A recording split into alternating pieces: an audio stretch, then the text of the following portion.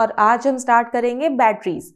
जब हमने electrochemistry chapter start करा था तो उस टाइम पर हमने कुछ एग्जांपल्स देखे थे, जैसे रिमोट सेल्स और जो हमारे पास कार बैटरीज होती हैं। तो उसमें हमने देखा था कि ये जो बैटरीज हैं इनके अंदर इलेक्ट्रोकेमिस्ट्री एक बहुत इंपॉर्टेंट रोल प्ले करती है, क्योंकि इन सारी ही बैटरीज, इन सेल्स के अंदर हमें क्या ऑब्जर्व होती है, इलेक्ट्रोकेमिकल रिएक्शन। जब हमने इलेक्ट्रोकेमिस्ट्री स्टार्ट करी थी तो हमने क्या स्टडी करा था उसके बारे में, कि इलेक्ट्रोकेमिस्ट्री तो हमारी केमिकल एनर्जी और इलेक्ट्रिकल एनर्जी का इंटर कन्वर्शन है, जिसमें एक बार केमिकल एनर्जी इलेक्ट्रिकल एनर्जी में कन्वर्ट होती है और फिर वापस इलेक्ट्रिकल एनर्जी केमिकल एनर्जी में कन्वर्ट हो रही है। बैटरीज में हमारे पास यहाँ इलेक्ट्रोकेमिस्ट्री कैसे फंक्शन कर रहा है। बैटरीज को अगर आप सोचो, जैसे फॉर एग्जाम्पल अगर आप टीवी रिमोट कंसिडर करते हो, टीवी रिमोट में क्या होता है, आप टीवी रिमोट को यूज करके टीवी के चैनल्स को चेंज कर सकते हो, बट अगर आपको उसे यूज करना है तो उसके अंदर आपको कुछ बैटरी डालनी पड़ती है, जिसे आप सेल बोलते हो। उस सेल में क्या हो रहा होता है, उस सेल के अंदर कुछ ना कुछ केमिकल रिएक्शन हो रही होती है, जिस केमिकल रिएक्शन से कोई केमिकल एनर्जी प्रोड्यूस होगी और उस केमिकल एनर्जी से हमारे पास इलेक्ट्रिकल एनर्जी में कन्वर्शन होती है, जो हमारा यूज होता है उस टीवी के चैनल्स को चेंज करने के लिए। इसका मतलब है कि हमारे पास जो बैटरीज हैं उनमें केमिकल रिएक्शंस जो होती हैं उनमें कहीं ना कहीं इलेक्ट्रोकेमिस्ट्री तो पार्टिसिपेट कर रहा है, और हम लोग हर जगह बैटरी से सराउंडेड है। अगर हम एसी रिमोट कंसिडर करेंगे, टीवी रिमोट कंसिडर करेंगे, अगर हम बच्चों के टॉयज को कंसिडर करेंगे, कार्स को कंसिडर करेंगे, हर जगह बैटरीज है। तो बैटरीज को पढ़ना तो इम्पॉर्टेंट है। Let's begin with battery. अगर आप किसी बैटरी को ऑब्जर्व करोगे तो बैटरी में क्या होता है, आप जब भी किसी सेल को देखते हो तो वो सेल की जो हमारे पास जो सिंपलेस्ट सेल है वो हमारे पास कुछ इस टाइप का सेल होता है। एक ऐसा सिलेंड्रिकल सा सेल होता है जिसमें एक जगह तो वहाँ पॉजिटिव लिखा होता है उस सेल के ऊपर और एक जगह नेगेटिव लिखा होता है। एक इस तरीके से नेगेटिव पॉजिटिव मेंशन होता है ना सेल के ऊपर। अगर आप सेल को ऑब्जर्व करोगे तो उसकी कवरिंग पर ना आपको पॉजिटिव नेगेटिव मेंशन मिलेगा। अब वो पॉजिटिव और नेगेटिव क्या है, एक उसका पॉजिटिव टर्मिनल होता है और दूसरा उसका नेगेटिव टर्मिनल होता है, और उसी तो हम एक्चुअल में ड्रॉ करते हैं। जब आप किसी बैटरी को ड्रॉ करते हो तो आप इस तरीके से ड्रॉ करते हो, जिसमें आपके पास एक पॉजिटिव टर्मिनल होता है और एक नेगेटिव टर्मिनल होता है। बैटरी क्या है, बैटरी कुछ नहीं, या तो ये सेल एक सिंगल या फिर ऐसे आपको सीरीज में 2-3 सेल्स का कनेक्शन मिल सकता है। तो जब इस टाइप के आपको कहीं पर कनेक्शन ऑब्जर्व हो रहा होगा, ऐसे कनेक्शंस को आप बोलते हो कि हम यहाँ पर बैटरी यूज कर रहे हैं। Batteries in actual is nothing but one or more cells connected in series. अब अगर आप बैटरीज को ऑब्जर्व करोगे तो बैटरीज में क्या हो रहा होता है, केमिकल रिएक्शन से इलेक्ट्रिकल एनर्जी प्रोड्यूस हो रही होती है, मतलब कन्वर्ट हो रही होती है। क्योंकि केमिकल रिएक्शन से पहले क्या होगा, केमिकल एनर्जी प्रोड्यूस होगी, उस केमिकल एनर्जी का कन्वर्जन होगा इलेक्ट्रिकल एनर्जी के अंदर। यानी हमारे पास ये फर्स्ट पार्ट ऑफ इलेक्ट्रोकेमिस्ट्री हो रहा होता है, और ये हमारे कौन से सेल में होता है, गैल्वेनिक सेल के अंदर। विच मीन्स जो आपकी बैटरीज होती हैं ये गैल्वेनिक सेल की तरह बिहेव करती हैं। अगर हमें एक बैटरी को डिफाइन करना होगा तो किस तरीके से डिफाइन करेंगे हम, बैटरी इज वन और मोर सेल्स कनेक्टेड इन सीरीज, और ये क्या हमारा एक टाइप का गैल्वेनिक सेल है, a galvanic cell where the chemical energy of redox reaction is converted into electrical energy. यानी यहाँ पर हमें सबसे पहले तो ये पता लगा कि बैटरी में हमें क्या ऑब्जर्वेशन मिलती है, वहाँ हम सीरीज में एक या एक से ज़्यादा सेल्स की कनेक्शन को ऑब्जर्व करते हैं, प्लस बैटरी एक टाइप का हमारा गैल्वेनिक सेल है, क्योंकि यहाँ पर केमिकल एनर्जी का इलेक्ट्रिकल एनर्जी में कन्वर्जन हो रहा होता है। ये तो हो गई हमारी बैटरी की डेफिनेशन। पर अगर आपको कोई भी बैटरी चूज करनी होती है, कोई भी सेल चूज करना होता है, तो आप सबसे पहले उसकी कुछ कैरेक्टरिस्टिक्स ऑब्जर्व करते हो कि हमें एक सेल के अंदर ऐसी ऐसी कैरेक्टरिस्टिक्स चाहिए, उसी के बाद हम उस सेल को यूज करेंगे। अब ऐसी क्या कैरेक्टरिस्टिक्स आप लोग ऑब्जर्व करोगे, आप लोग सोचोगे कि जो बैटरी हम यूज कर रहे हैं वो थोड़ी लाइट होनी चाहिए, लाइट वेट होनी चाहिए ताकि उसको कैरी करना ईजी हो, वो कॉम्पैक्ट होनी चाहिए, यानी इतने बड़े साइज की नहीं होनी चाहिए जिसको ट्रैवल करने में डिफिकल्टी हो रही, एक जगह से दूसरी जगह पर लेके जाने में प्रॉब्लम आ रही हो। एक छोटी सी होनी चाहिए जिसको आप इजीली यूज कर सको। रिचार्जेबल होनी चाहिए कि अगर उसका जो हमारे पास यूज था वो खत्म हो गया, उसके अंदर से जो भी वोल्टेज प्रोड्यूस हो रही थी वो खत्म हो चुकी है, एनर्जी खत्म हो चुकी है, तो उसको आप रिचार्ज करके वापस से यूज कर सको, ऐसा आप सोचोगे। लास्ट लॉन्गर, मतलब वो लंबी चले, आपको बार बार या तो उसको रिचार्ज ना करना पड़े या चेंज ना करना पड़े। और लेस एनवायरमेंट पोल्यूशन, कि वो पोल्यूशन भी क्रिएट ना करे, कि जब उसकी बैटरी खत्म हो गई तो वो रिसाइकिल हो जाए, वो पोल्यूशन क्रिएट ना करे। तो ये तो होगी कुछ जनरल कैरेक्टरिस्टिक्स। एक मोस्ट इंपॉर्टेंट कैरेक्टरिस्टिक होती है, voltage should not very appreciably during use. आप ऐसी बैटरी कंसिडर करना चाहोगे ना जिसकी वोल्टेज जो है वो हमेशा जब तक उसे आप यूज करो वो सेम रहे। सेम रहने का क्या मतलब है, जैसे फॉर एग्जाम्पल आपने एक सेल यूज करा अपनी रिमोट कंट्रोल कार में। अब उसमें क्या होता है, अगर आपके पास वो जो सेल आप यूज़ कर रहे हो वो धीरे धीरे यूज़ करने के साथ साथ अपनी वोल्टेज को चेंज करने लगे तो क्या होगा, एक बार तो कार स्पीड में चलेगी, फिर थोड़ी देर बाद वो स्लो चलने लगेगी, फिर वो और स्लो चलने लगेगी, उसकी स्पीड में चेंज आता रहेगा, तो बच्चे को मज़ा ही नहीं आएगा। तो उस चीज़ को प्रिवेंट करने के लिए बोला जाता है कि जो मोस्ट इंपॉर्टेंट कैरेक्टरिस्टिक है किसी भी बैटरी के लिए वो है कि उसकी वोल्टेज वेरी नहीं करनी चाहिए अनलेस एंड अनटिल वो कंप्लीटली यूज़ ना हो जाए। हमारे पास लास्ट स्टेज में जाके हमें उसकी जो कार की स्पीड है वो स्लो होती दिखती है, क्योंकि तब उसकी सारी की सारी वोल्टेज खत्म हो चुकी होती है। तो तब तक हम ये सोचते हैं कि जब तक ये सेल वर्क कर रहा है तब तक इसकी वोल्टेज एज सच रहनी चाहिए, ताकि जो हम कैपेसिटी यूज़ कर रहे हैं उस सेल के लिए, जो सेल की कैपेसिटी है वो अपनी फुल कैपेसिटी से वर्क करे, ताकि हमें जो भी हम फंक्शंस परफॉर्म कर रहे हैं, जो भी हम यूज़ कर रहे हैं उस चीज़ के लिए, वो चेंज ना हो, उसमें हमें एज सच कोई एरर या डिफिकल्टी क्रिएट ना हो। So this was all about the general introduction of battery. Now let's move on to types of battery. So जब आप types of battery की बात करोगे आपको दो टाइप की बैटरीज ऑब्जर्व होंगी, primary batteries and secondary batteries. Primary batteries वो बैटरी होती है जिनको आप सिर्फ एक बार यूज़ कर सकते हो, अगर उनकी वोल्टेज एक बार ख़त्म हो गई, उनका जो यूज़ एक बार ख़त्म हो गया, वो दोबारा से आप उसको चार्ज करके यूज़ नहीं कर सकते हो। और उसका ऑपोजिट होता है सेकेंडरी बैटरी। सेकेंडरी बैटरी को आप बार बार चार्ज करके यूज़ कर सकते हो। सो अगर हम इनकी डेफिनेशंस को स्टडी करें तो प्राइमरी बैटरी क्या होगी, रिएक्शन अकर्स ओनली वंस, आपके उस सेल के अंदर सिर्फ एक बार ही रिएक्शन होगी and after use over a period of time, और एक बार जब उसको आपने कुछ टाइम के लिए यूज़ कर लिया, battery becomes dead and can not be reused again, आपकी बैटरी डेड हो जाती है और उसको आप दोबारा यूज़ नहीं कर सकते हो। जैसे for example dry cell and mercury cell. Dry cell आप कहाँ ऑब्जर्व करोगे, जो सिलेंडर के सेल्स, सिलेंडर टाइप सेल्स होते हैं ना छोटे छोटे से, जिन्हें आप रिमोट्स में या क्लॉक्स में यूज़ करते हो। सो वहाँ पर आप ये ऑब्जर्व करोगे जो ड्राई सेल होता है एक बार खत्म होने के बाद दोबारा तो यूज़ नहीं होता।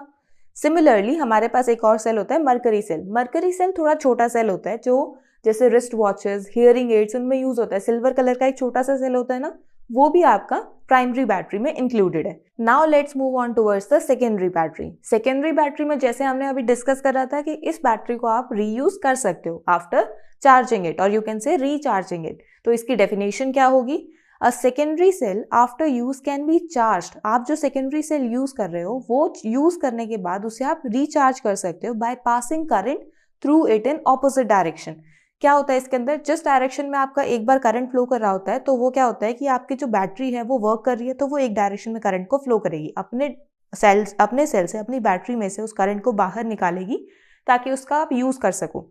लेकिन अगर आपको उस बैटरी को रिचार्ज करना होगा तो वही करंट उसे देना पड़ेगा ताकि वो उस करंट को अपने अंदर स्टोर कर सके।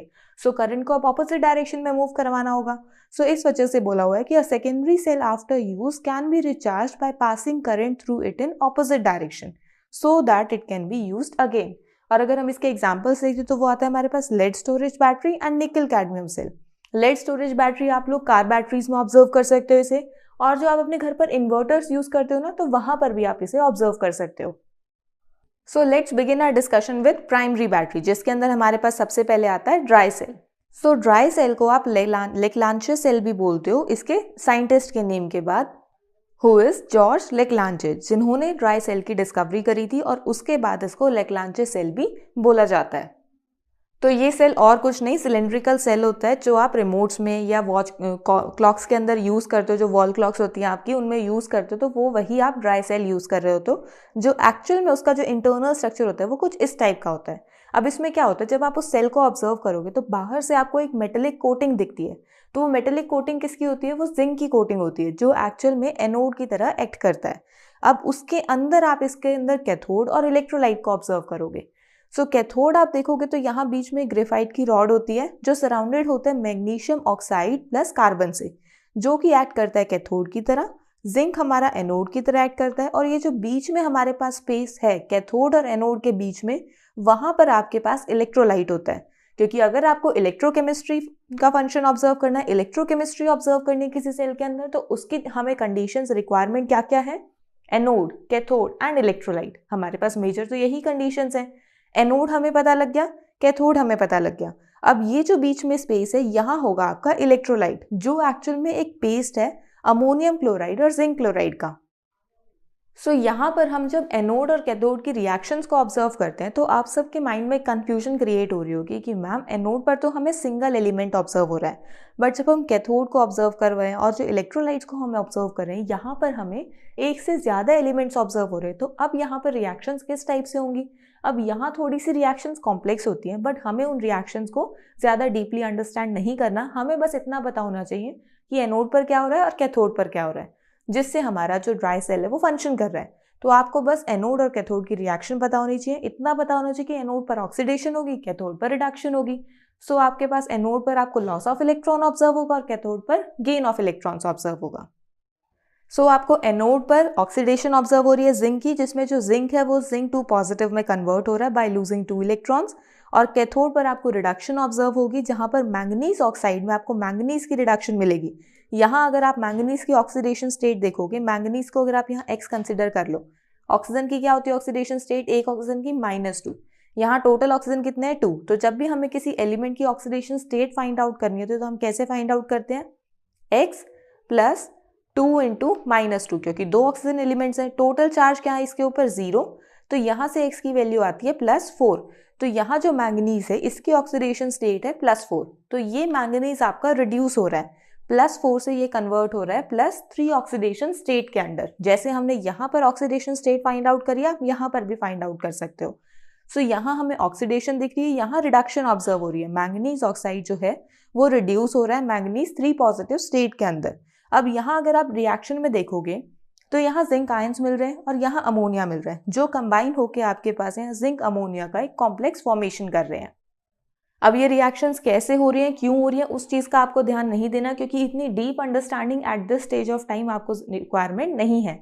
आपको बस अपनी ये रिएक्शंस ध्यान रखनी है कि एनोड पर तो हमें पता है ऑक्सीडेशन है और एक ही एलिमेंट है, तो आप फटाफट कर दोगे। आपको बस ये कैथोड की रिएक्शन को ध्यान रखना है और फिर इनके रिजल्ट्स आप ऑब्जर्व कर ही पा रहे हो, जिनको कंबाइन करके आपको एक कॉम्प्लेक्स की फॉर्मेशन करनी है। यहाँ से हमारे पास ये जो रिएक्शन हो रही है इनसे केमिकल एनर्जी प्रोड्यूस होती है, जिस केमिकल एनर्जी को आप यूज कर सकते हो to convert it into electrical energy, जिसको आप फर्दर अपने सारे के सारे फंक्शंस परफॉर्म करने के लिए यूज करोगे। सो ये था आपका ड्राई सेल का फंक्शन। अब यहाँ पर आपके पास हमने फर्स्ट टाइम कैरेक्टरिस्टिक्स में क्या ऑब्जर्वेशन देखी थी जब हमने बिल्कुल स्टार्ट करा था बैटरी को, कि हमें एक प्रॉपर सप्लाई चाहिए वोल्टेज की, जो कि हमारी चेंज ना हो। तो यहाँ पर भी हमें इसका आइडिया होना चाहिए कि जो ड्राई सेल्स होते हैं वो कितने अमाउंट ऑफ पोटेंशियल या वोल्टेज आपको जनरेट करके देते हैं। तो जब हम इसका सेल पोटेंशियल नोट करते हैं तो आप यहाँ पर 1.5 वोल्ट का सेल पोटेंशियल ऑब्जर्व करोगे सारे के सारे ड्राई सेल्स के लिए। आप ये सेल पोटेंशियल उस ड्राई सेल की कवरिंग पर भी स्टडी कर सकते हो, आपको वहाँ पर ऑब्जर्व यानी लिखा हुआ मिलेगा कि ये जो सेल है वो 1.5 सेल पोटेंशियल जनरेट करेगा। So this is all about your dry cell. Now let's move on towards the mercury cell. अब मरकरी सेल में आपको कैसी ऑब्जर्वेशन मिलती है? मरकरी सेल वो छोटा सा सिल्वर कलर का सेल होता है जो आप रिस्ट वॉचेस या हियरिंग एड्स में यूज़ करते हुए ऑब्जर्व करोगे। रिस्ट वॉचेस तो आपने बहुत कॉमनली ऑब्जर्व करे होंगे कि उसके अंदर जब आप उसे ठीक कराने जाते हो तो जो ओपन करते हैं तो उसमें छोटा सा सेल आता है, या फिर अगर कई बार आपके रिस्ट वॉच वर्क नहीं कर रही होती तो सेल चेंज करवाते हो तो आपके पास वो छोटा सा एक सिल्वर कलर का सेल डलता है, तो वो सेल हमारा होता है मरकरी सेल। अब इसमें क्या होता है, हमारे पास एक सिल्वर कलर का कॉइन टाइप होता है वो सेल, तो उसमें क्या होता है हमारे पास एक सेल कैन होती है जो ओवरऑल सिल्वर कलर की होती है, वो सेल कैन बोला जाता है, जिसमें ऊपर की साइड आप ऑब्जर्व करोगे थोड़ा सा ना आपको यहाँ पर बल्ब सा मिलेगा, ऐसे ऊपर उठा हुआ सा मिलता है आपको वो सेल, उसे बोला जाता है एनोड कैप, जो क्या करता है एनोड को स्टोर करके रखता है। जिसमें एनोड है आपके पास क्या, जिंक मरकरी अमलगम, आपका जो जिंक है वो अमलगलेटेड फॉर्म में एग्जिस्ट करता है वहां पर। अब यहाँ पर ये जो आपके पास जिंक मरकरी अमलगम है, इसका क्या मतलब है? अमलगम का मतलब होता है कि आपने किसी मेटल में मरकरी का एडिशन कर दिया। एक तरीके से आप कह सकते हो कि आपने जो प्योर फॉर्म ऑफ मेटल था उसके अंदर थोड़ा सा मरकरी ऐड कर दिया, डोपिंग कर दी मरकरी की, यानी उसके अंदर एडिशन कर दी मरकरी की, जिससे आपके पास एक एलॉय की फॉर्मेशन होती है जिसे हम बोलते हैं जिंक मरकरी अमलगम। फिर ये जो आपका एनोड है ये कैथोड से किस तरीके से सेपरेटेड होता है? एक सेपरेटर की हेल्प से। तो यहाँ पर जो आपका कैथोड है वो होता है आपका मरकरी ऑक्साइड और कार्बन का पेस्ट, और यहाँ पर बीच में आपको कुछ स्पेस ऑब्जर्व हो रही होती है। यहाँ पर आपको ऑब्जर्व होगा गैस्केट, जिसके अंदर आपको अपना इलेक्ट्रोलाइट दिखेगा, और इलेक्ट्रोलाइट और कुछ नहीं आपके KOH और ZNO यानी कि पोटेशियम हाइड्रोक्साइड और जिंक ऑक्साइड का आपको पेस्ट ऑब्जर्व होगा। तो ये हो गई आपके पास जो मेजर रिक्वायरमेंट्स थी कि हमें एनोड पता लग गया, कैथोड पता लग गया और इलेक्ट्रोलाइट पता लग गया। अब हमें यहाँ पर रिएक्शन देखनी है कि किस तरीके से हमारे ये सेल फंक्शन करता है, हमें एनोड पर क्या ऑब्जर्व होगी और कैथोड पर किस टाइप की रिएक्शन ऑब्जर्व होगी। तो यहाँ पर फिर अगेन आपको डीप स्टडी नहीं करनी, सिर्फ और सिर्फ ये ध्यान रखना है कि आपके पास यहाँ पर कौन सी रिएक्शंस हो रही हैं। सो यहाँ एनोड पर आपको क्या रिएक्शन मिलेगी, जो आपका अमलगुलेटेड जिंक है वो कन्वर्ट होता है जिंक ऑक्साइड के अंदर बाय लूजिंग 2 इलेक्ट्रॉन्स। तो यहाँ आपको इसकी ऑक्सीडेशन ऑब्जर्व हो रही है और यहाँ कैथोड में आपको मरकरी ऑक्साइड की रिडक्शन ऑब्जर्व हो रही है जो कि कन्वर्ट हो रहा है मरकरी के अंदर। तो ये जो हमारे पास एनोड और कैथोड की रिएक्शन है, इनसे हमारे पास एक ओवरऑल रिएक्शन आती है। और ये जो आपके पास रिएक्शन हो रही है, इस रिएक्शन से कुछ ना कुछ केमिकल एनर्जी रिलीज होती है जो कन्वर्ट होती है इलेक्ट्रिकल एनर्जी के अंदर। वो इलेक्ट्रिकल एनर्जी आपका कुछ ना कुछ सेल पोटेंशियल प्रोड्यूस करेगी और मरकरी सेल का जो सेल पोटेंशियल होता है वो होता है हमारे पास 1.35 वोल्ट्स। ये है इसका सेल पोटेंशियल। ड्राई सेल में हमने देखा था कि 1.5 वोल्ट्स था और यहाँ पर हमारे पास है 1.35 वोल्ट्स। ये जो सेल पोटेंशियल है ये आप यूज कर सकते हो अपने वेरियस फंक्शंस को परफॉर्म करने के लिए। अब आप सबके माइंड में कोई कंफ्यूजन तो क्रिएट हो रही होगी कि मैम आपने ये बोला कि यहाँ वोल्टेज वेरी नहीं करती, बट उसका कोई ना कोई तो रीज़न होगा। ठीक है, हमें ये समझ आ गया कि अगर हमें कोई सेल प्रॉपर फंक्शनिंग में ऑब्जर्व करना है तो उसकी वोल्टेज वेरी नहीं करनी चाहिए। ये पहली कंडीशन होनी चाहिए थी और सेल्स को फॉर्म करते टाइम पर इस कंडीशन को ध्यान में रखे उन्हें फॉर्म कराए। बट उसका कुछ ना कुछ रीज़न होगा, कुछ ना कुछ तो ऐसा हमारे पास स्पेसिफिक रीज़न आएगा कि अगर हम ये चीज़ करेंगे उस सेल के अंदर तो हमें उसके अंदर वोल्टेज वेरी होती हुई ऑब्जर्व नहीं होगी। बिल्कुल करेक्ट है उसका रीज़न। देखो, अगर आप कहीं पर भी इन दोनों सेल्स में ऑब्जर्व करोगे तो मैंने हर जगह यहाँ पर क्या आपको ऑब्जर्वेशन दिख रही है, हर जगह यहाँ पर आपको बताया कि हम पेस्ट यूज़ कर रहे हैं इलेक्ट्रोलाइट का। हम कहीं पर भी उसका एक्वस सोल्यूशन यूज़ नहीं कर रहे हैं। पेस्ट यूज़ क्यों कर रहे हैं? क्योंकि हमारे पास यहाँ हम आयंस की इन्वॉल्वमेंट नहीं देखते। हम यहाँ पर पेस्ट में यूज़ कर रहे हैं जिसमें हमारे पास आयंस की फॉर्मेशन नहीं होती है। क्योंकि आयंस के केस में क्या होता है कि आयंस की वजह से कॉन्सेंट्रेशन में आपको वेरिएशन मिल सकती है और अगर आपको कॉन्सेंट्रेशन में वेरिएशन मिली इलेक्ट्रोलाइट के तो ऑब्वियस सी बात है वहाँ आपको सेल पोटेंशियल में भी वेरिएशन मिलेगी। सो उस चीज़ को प्रिवेंट करने के लिए हम आयंस को यूज़ नहीं करेंगे और अगर हमें आयंस यूज़ नहीं करने तो हमें इलेक्ट्रोलाइट तो यूज़ करना ही है, तो उसे हम पेस्ट फॉर्म में यूज़ करेंगे। इस वजह से आपको दोनों ही ड्राई सेल और मरकरी सेल इन दोनों में वेरिएशन ऑब्जर्व नहीं होती। This was your primary cell. Now let's move on towards the secondary batteries or secondary cell, and the first example in it is lead storage batteries. So lead storage batteries आपकी बड़ी बड़ी batteries होती हैं जो आप observe करोगे, जैसे inverter हो गए, अपने घर में जो इन्वर्टर्स हैं आपके, आप वहाँ ऑब्जर्व करोगे कि बड़ी सी बैटरी नहीं रखी होती जिसमें बहुत सारे सेल्स दिख रहे होते हैं आपको, तो वो और कुछ नहीं, आपकी lead स्टोरेज बैटरी है जिसमें आपको यहाँ पर स्क्रीन पर उसका डायग्राम विजिबल होगा। उसमें आपको क्या ऑब्जर्वेशन मिल रही है कि एक पॉइंट पर आपको एनोड दिखा मिल रहा है। जो एनोड आपका क्या है, एनोड एक्चुअल में आपका लेड है। और जब आप कैथोड को ऑब्जर्व करोगे तो कैथोड क्या है आपका, कैथोड आपका पैक्ड लेड्स है, मतलब बहुत सारे लेड हैं और साथ में उनके अंदर है लेड ऑक्साइड। यानी यहाँ पर आपको लेड और लेड ऑक्साइड का जो कॉम्बिनेशन है उसे आप कैथोड की तरह कंसिडर करोगे और जो अकेला लेड है उसे आप एनोड की तरह कंसिडर करोगे। और यहाँ इलेक्ट्रोलाइट क्या होगा, इलेक्ट्रोलाइट है आपके पास सल्फ्यूरिक एसिड का सोल्यूशन। सो हमें यहाँ पर क्या ऑब्जर्वेशन मिल रही है हमारी लेड स्टोरेज बैटरी में? सबसे पहले तो हमें दो टाइप की लेड प्लेट्स दिखती हैं। एक प्लेट होती है जिसमें सिर्फ लेड होता है, उसे आप एनोड की तरह कंसिडर करते हो। एक प्लेट होती है जिसमें लेड के साथ साथ लेड ऑक्साइड होता है, तो उसमें आप उसे कैथोड की तरह कंसिडर करते हो। और आपके पास एक सोल्यूशन होता है इलेक्ट्रोलाइट का जो है आपके पास 38% सल्फ्यूरिक एसिड सोल्यूशन। सो जब हम यहाँ पर अब लेड स्टोरेज बैटरी की फंक्शनिंग के बारे में जानेंगे तो हमें पता है कि लेड स्टोरेज बैटरी को हम रिचार्ज कर सकते हैं। यानी एक बार इसमें क्या होगा, आपका केमिकल एनर्जी इलेक्ट्रिकल एनर्जी में कन्वर्ट होगा जिसको आप यूज़ करोगे और फिर आपके पास क्या होगा, आप उस इलेक्ट्रिकल एनर्जी से वापस इसके अंदर स्टोरेज करोगे, यानी केमिकल एनर्जी की फॉर्म में उसे स्टोर करोगे जिसे आप अगेन यूज़ कर सको, यानी रिचार्ज करोगे। तो जब पहले आप इसमें केमिकल एनर्जी से इलेक्ट्रिकल एनर्जी में कन्वर्जन करोगे तो वो किस टाइप का सेल होगा, गैल्वेनिक सेल। और फिर सेकेंड टाइम जब उसे रिचार्ज कर रहे होगे जिसमें आप उसकी इलेक्ट्रिकल एनर्जी को केमिकल एनर्जी की फॉर्म में स्टोर करोगे तो वो क्या होगा, उस पर वो आपका बिहेव करेगा इलेक्ट्रोलिटिक सेल की तरह, क्योंकि वहां पर क्या हो रही है, ऑपोजिट रिएक्शन हो रही है। जैसे फॉर एग्जाम्पल आपके घर पर जो इन्वर्टर होता है उसमें क्या होता है, जब लाइट आती है तो आपके घर में लाइट्स चल रही होती हैं। जब लाइट आ रही होती है ना तब आपके पास जो इलेक्ट्रिसिटी है ना वो आपके घर में तो आती है प्लस साथ में वो इन्वर्टर में भी आती है। उसमें क्या होता है, जो इलेक्ट्रिसिटी बाहर से सप्लाई आती है वो इन्वर्टर के अंदर स्टोर हो रही होती है केमिकल एनर्जी की फॉर्म में, जिसे आप फर्दर बाद में यूज़ कर सकते हो जब आपके घर में लाइट नहीं होती। क्योंकि अगर लाइट नहीं होगी तो लाइट का कनेक्शन कट जाएगा, बट वो जो कनेक्शन है उसे मेंटेन कौन करके रखता है? इन्वर्टर। वो उस टाइम क्या करता है, जो उसने अपनी केमिकल एनर्जी स्टोर करी थी वो अब उसे कन्वर्ट करता है इलेक्ट्रिकल एनर्जी के अंदर, जिसे आप यूज़ कर सकते हो अपने अप्लायंसेस को फंक्शन करने के लिए। सो इस तरीके से हमें दोनों टाइप के सेल्स ऑब्जर्व होते हैं किसी भी सेकेंडरी बैटरी के अंदर, गैल्वेनिक सेल भी और इलेक्ट्रोलिटिक सेल भी। क्योंकि गैल्वेनिक सेल में केमिकल एनर्जी से इलेक्ट्रिकल एनर्जी में कन्वर्शन हो रहा होता है और इलेक्ट्रोलिटिक सेल में आपके पास इलेक्ट्रिकल एनर्जी से केमिकल एनर्जी में कन्वर्शन हो रहा होता है। सो जब हम इसकी फंक्शनिंग को ऑब्जर्व करेंगे तो हमें अगेन एनोड और कैथोड पर रिएक्शंस को ऑब्जर्व करना होगा। So during discharging of battery, जब आपकी जो बैटरी है वो गैल्वेनिक सेल की तरह बिहेव करेगी, जिसमें आपकी जो केमिकल एनर्जी है वो इलेक्ट्रिकल एनर्जी में कन्वर्ट होगी, तो आपको एनोड पर और कैथोड पर कुछ इस टाइप की रिएक्शंस मिलेंगी। जहां पर आपके एनोड पर आप जो लेड है जब वो इलेक्ट्रोलाइट के साथ कंबाइन करेगा तो वो आपका लेड सल्फेट फॉर्म करेगा, और जो कैथोड है वो जो लेड ऑक्साइड था हमारे पास कैथोड में, वो जब अपने इलेक्ट्रोलाइट के साथ कंबाइन करेगा रिड्यूस होकर वो अगेन लेड सल्फेट की और वाटर की फॉर्मेशन करेगा। सो यहाँ से हमें हमारी ओवरऑल रिएक्शन क्या ऑब्जर्व होगी? Lead when combined with lead oxide plus H2SO4 it form lead sulphate and water. अब यहाँ पर अगर आप ऑब्जर्व करो तो यहाँ जो हम रिएक्शंस देख रहे हैं, इन रिएक्शंस के अंदर हम 4 आयंस को यूज़ कर रहे हैं, जो है हमारे सल्फेट आयंस और हाइड्रोजन आयंस। अब ये आयंस आपके आए कहाँ से? आपके पास इलेक्ट्रोलाइट था H2SO4, जिसे आप यूज़ कर रहे हो इन एनोड और कैथोड की रिएक्शंस में।